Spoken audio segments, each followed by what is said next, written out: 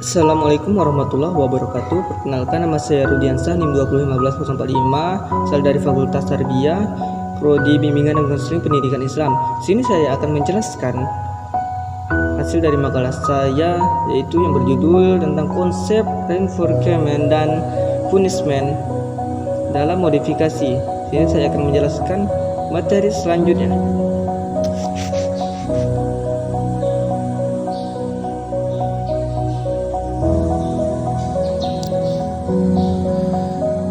Reinforcement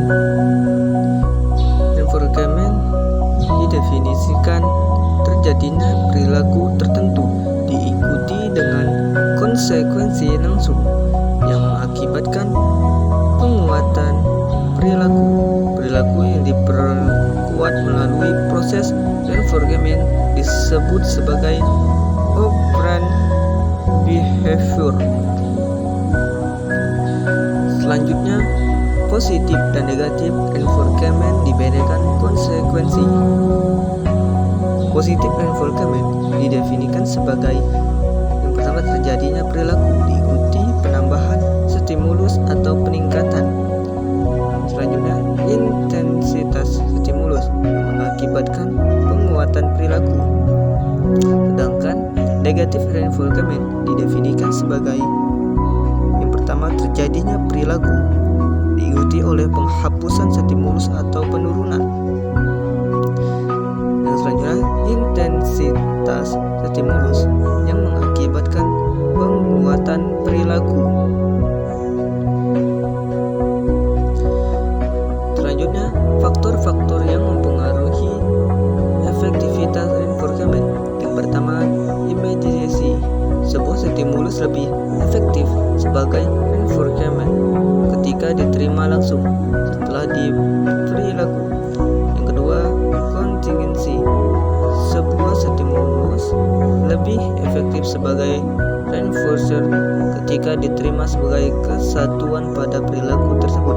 Seseorang akan lebih sulit mengulangi perilakunya ketika berakibat pada konsekuensi penguat yang konsisten. Yang ketiga, stabilizing operation. Penghilangan dan kejadian lainnya yang membuat stimulus lebih efektif sebagai reinforcer pada waktu tertentu. Yang keempat, individual. Differential reinforcers berbeda dari satu individu dengan individu lain. Yang kelima, magnitude. Secara umum, stimulus yang lebih intens adalah reinforcer yang lebih efektif. Materi lanjutnya yaitu punishment berdasarkan prosedur. Klasifikasi punishment berdasarkan prosedur dasar. Ada dua variasi prosedur dasar dari punishment, yaitu yang pertama, positive punishment. Punishment positif adalah kejadian suatu perilaku yang diikuti penyaji stimulus yang tidak menyenangkan dan membuat tingkah laku yang tidak diinginkan tidak muncul kembali di masa yang akan datang. Seperti kejadian suatu perilaku diikuti oleh penyajian stimulus yang tidak disukai, dan sebagai hasilnya tingkah laku tersebut cenderung untuk tidak muncul kembali di masa mendatang. Yang kedua, negative punishment. Punishment negatif adalah kejadian suatu perilaku yang diperkuat dengan punishment stimulus dan pengembangan laku yang tidak diinginkan tidak muncul kembali di masa yang akan datang. Kejadian suatu perilaku diikuti oleh penghilangan stimulus yang memperkuat, dan sebagai hasilnya tingkah laku tersebut cenderung untuk tidak muncul kembali di masa mendatang. Selanjutnya, faktor-faktor yang mempengaruhi punishment. Yang pertama, immediacy. Waktu antara munculnya perilaku dan konsekuensi yang menguatkan adalah faktor yang penting. Untuk konsekuensi yang lebih efektif, konsekuensi tersebut harus diberikan segera setelah munculnya tingkah laku. Yang kedua, konsisten. Ketika respon secara konsisten diikuti oleh konsekuensi yang segera, konsekuensi tersebut akan lebih efektif untuk menghentikan respon tersebut.